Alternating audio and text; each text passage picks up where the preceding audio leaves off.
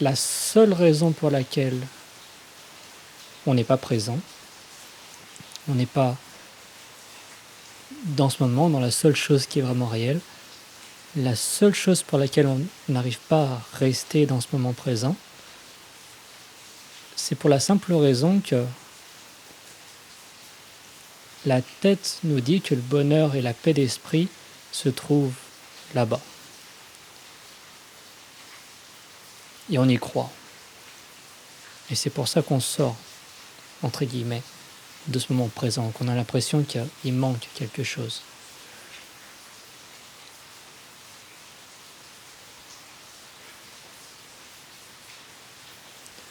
Et c'est tout ce que la tête fait. Toujours. Mais comme on le voit avec le temps, c'est que maintenant, on continue de suivre un peu la tête, ce qu'elle nous dit. Mais cette fois, à chaque fois, on réalise que, oui non, le bonheur, la paix d'esprit, je suis toujours pas arrivé. On réalise que c'est un paradoxe. Que la pensée ne peut pas accepter le silence. Il n'y a aucune valeur à quelqu'un qui arrêterait de penser. Il serait assez bête, il serait assez stupide, il serait assez simple. Mais pourtant, tout ce que la tête essaye de faire, c'est atteindre cet état. Parce que qu'est-ce qui se passe quand on atteint ce qu'on veut?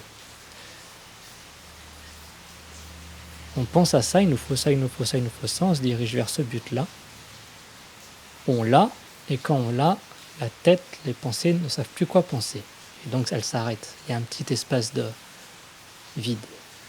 Et dans cet espace vide, il y a ce sentiment de satisfaction, de bonheur, de paix intérieure. Et ce qu'on réalise, c'est que cette paix intérieure, ce bonheur, c'était là depuis le début.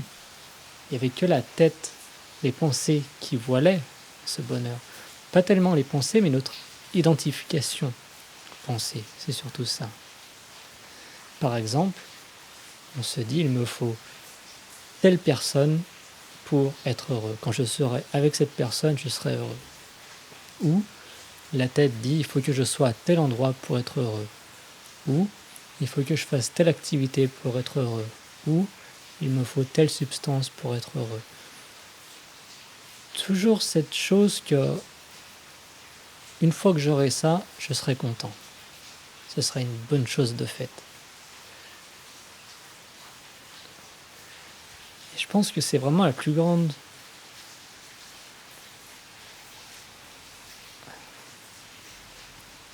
pas maladie, mais que la grande majorité d'entre nous, on est totalement enfermés avec les pensées et la grande majorité est totalement identifiée à ça. Et ça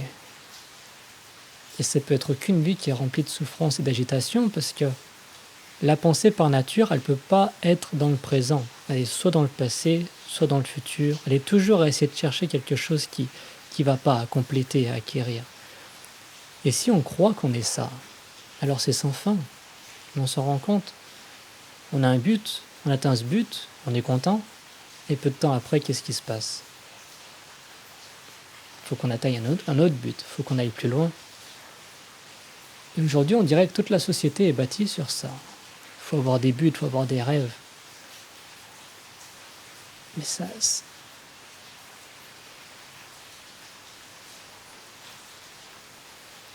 Il y a deux choses à ce propos. Je vais dire un exemple sur ce que j'ai encore observé récemment, et ensuite je vais parler de mes expériences vécues.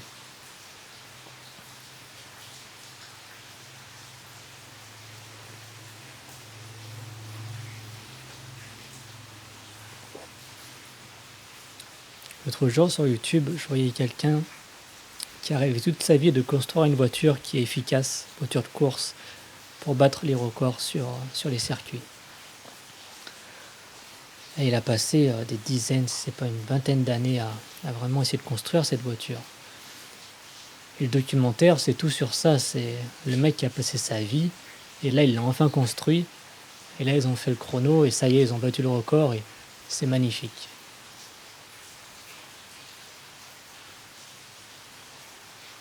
Mais après quoi? On joue totalement avec notre tête. Dans notre tête, on se dit, le jour où je bâtirai cette voiture, c'est le projet de ma vie et tout ça. Ok, la voiture est construite. Ok, la voiture tourne autour du circuit. Elle a battu le record. Et tout ça, c'est des trucs avec la tête que je m'étais dit que je voulais. Et là, je l'ai eu. Et donc, je suis heureux. Et après, quoi? Après, il dit, mais maintenant, on va encore battre encore plus de records sur plus de circuits. Ok, mais après quoi? Mais c'est sans fin. On joue avec nous-mêmes. Le bonheur, c'est comme un cookie qu'on se met au four. Ça vient pas de moi, j'ai entendu quelque part. Mais c'est exactement ça. On se crée quelque chose. Par exemple, voilà, je veux cette personne ou je veux... Et même avec un stylo bleu, j'aime bien sortir cet exemple, mais je veux ce stylo bleu. Et on imagine ce stylo bleu. Quand j'aurai ce stylo bleu, qu'est-ce que ça sera bien? Et on se visualise en train d'écrire avec. Et si on y met autant d'énergie qu'avec le reste, alors le jour où on va dans le magasin et on a ce stylo bleu, d'un coup on se sent « Oh wow, c'est tout ce que j'ai rêvé pendant mettons des semaines, et là je l'ai dans les mains et c'est magnifique. » Mais on joue avec nous-mêmes et c'est tout. Et qu'est-ce qui se passe une fois qu'on a le stylo bleu? Donc la tête s'est arrêtée, et après elle recommence. Et vu qu'on est identifié avec la pensée, ça va partir sur autre chose. C'est pour ça que peu importe ce que c'est, et le pire c'est pour les relations, parce qu'on se dit que la relation c'est la bonne, mais après la tête qu'est-ce qu'elle fait? Ok, il y a la période où tout est joli, tout est beau, mais après elle commence à chercher autre chose, à dire que c'est pas suffisant, il faut encore plus. Et c'est ça qui crée après tant de conflits dans les relations.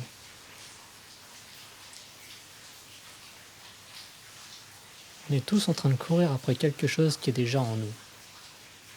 Et quand on dit en nous, ça paraît toujours abstrait, mais il suffit de le regarder là en face. Là maintenant tout de suite, si on est bien, assis, tranquille, on est bien, on est plutôt satisfait. Mais là, si tout à coup il y a la pensée qui arrive et qui dit non, mais il me manque ça pour être heureux. Là d'un coup on se sent pas satisfait et on sent qu'il faut qu'on court après ça.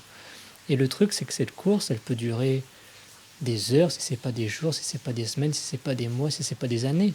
Le mec il a passé des années à se dire que quand il aura construit cette voiture, il sera heureux. On passe des années à jouer avec notre tête, à se dire que le bonheur il est là-bas.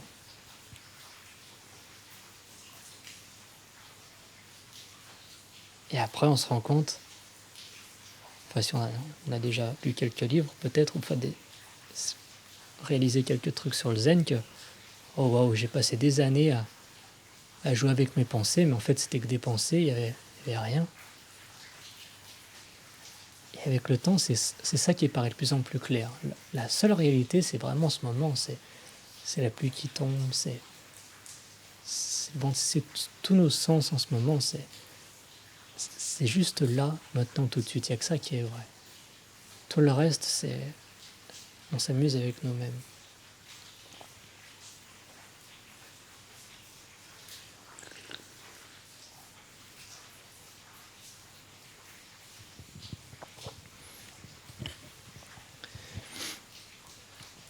Et c'est pour ça, et c'est là qu'on voit que vivre ça, c'est pas quelque chose à faire. Parce que si on est totalement identifié avec la tête, alors si on parle de méditation, c'est super compliqué. Tu t'assois sur une chaise, et après 2 minutes 45, il y a ta tête qui te dit non, mais regarde, il faut aller là-bas, le bonheur il est là-bas, on n'a pas le temps de faire ça, on n'a pas le temps de s'asseoir, c'est quoi ces trucs-là?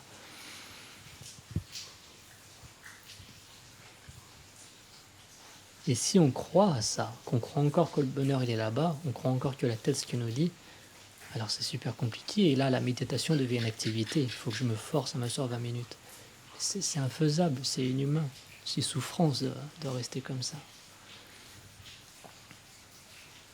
Alors que si on réalise que toutes ces pensées qui nous disent que le bonheur est là-bas, c'est toujours une illusion, alors après on s'assoit, on est complet, on se sent bien. C'est juste que c'est pas nécessaire de penser. Et c'est là qu'on peut rester dans un moment de grâce sur des plus longues périodes. On pense pas parce que c'est pas nécessaire, tout simplement. Et Donc je parlais de mon expérience et c'est aussi ça le truc. Si au fond de nous, on sent qu'il faut qu'on fasse ça, qu'on sent que c'est là, il faut qu'on y aille, on a ce projet, on a ce but, on a ce rêve, il faut qu'on le fasse. Alors je pense qu'il faut le faire pour vraiment après se payer une porte, se rendre compte que non, en fait, c'était toujours pas là. Parce qu'au fond de nous, tout ce qu'on cherche, c'est le bonheur et la paix intérieure. Derrière tous nos buts, tous nos rêves, c'est tout ce qu'on cherche. Mais si on prend l'exemple d'une personne, par exemple, on se dit non, mais cette personne, je vais me sacrifier corps et âme, je sens que c'est c'est le bonheur de ma vie, ça donne du sens à ma vie. Et si on met notre bonheur là-dedans,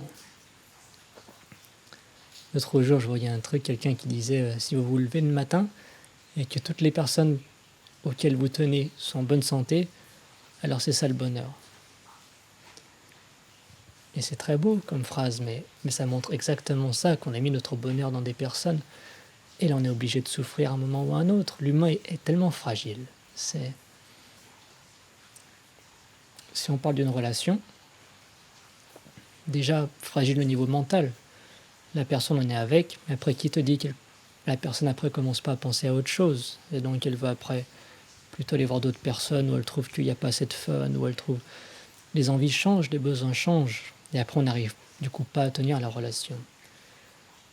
Mais ça peut aussi être physique, que la personne peut tomber malade, mais on peut la perdre, et ça montre aussi la fragilité de mettre notre bonheur dans une relation.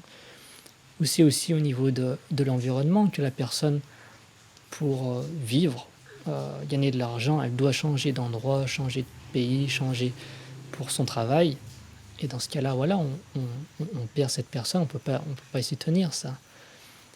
Et on se rend compte qu'on a vraiment contrôle sur rien et que tout est super fragile.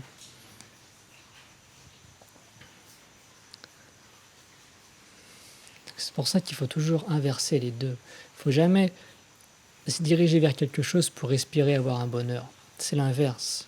Il faut se rendre compte que si on n'écoutait pas la tête qui nous dit que le bonheur il n'est pas maintenant mais il est plus tard, si on se rendait compte que le bonheur il est maintenant, alors après bien sûr que toutes les relations sont magnifiques. Parce qu'on n'attend rien des personnes, on n'attend rien des autres. C'est plus une célébration de la vie, une célébration de cette paix, de cet amour qu'on a. Et le vrai amour, l'amour c'est quoi? C'est l'unité. L'unité on l'atteint quand? L'unité on l'atteint quand la tête cesse de penser. La pensée est fragmentation. Si on aime les gens avec la tête, ça va créer de la jalousie, ça va créer de l'attachement et toutes ces choses-là. Si on est totalement présent, alors tout est un. Et ça, c'est le vrai amour, c'est le vrai. Et au niveau de mes expériences, c'est que je me rappelle tout de suite après l'école, en France, je suis parti à Londres. Et à Londres, j'ai fait toutes ces expériences. Et c'était pas assez. Après, je me suis dit, Londres, on va faire encore plus grand, on va essayer l'Asie. Donc en Thaïlande, on tourne en Thaïlande. On dort dans des hamacs, entre deux arbres. Puis après, on passe au Laos. Après, on fait tout type de travail, on a tout type de relations. Et on fait plein de choses. Et à chaque fois, et j'en ai essayé des choses. Et à chaque fois, c'est pas là. Et quand on a fait tout ça, on se rend compte, pour la personne qui a pas encore bougé, qui est encore là au tout début de son voyage, je lui dis mais t'as pas besoin de faire toutes ces choses-là. Rends-toi compte que tout est déjà présent autour de toi. Arrête d'aller chercher le bonheur ailleurs. Mais ça, je me demande si c'est possible. Parce que quand on a cette flamme, quand on a ce truc, que la tête nous dit non, mais il faut que j'aille là-bas, je sens qu'il faut que j'aille là-bas. C'est beaucoup trop puissant. Et à moins que la personne soit déjà sage à un jeune âge. Sinon, j'ai l'impression qu'il faut qu'on se paye des portes pour vraiment après comprendre. Mais maintenant, avec le temps, ce que je réalise de plus en plus et au plus profond, c'est ça. C'est que c'est jamais là-bas. C'est toujours ici.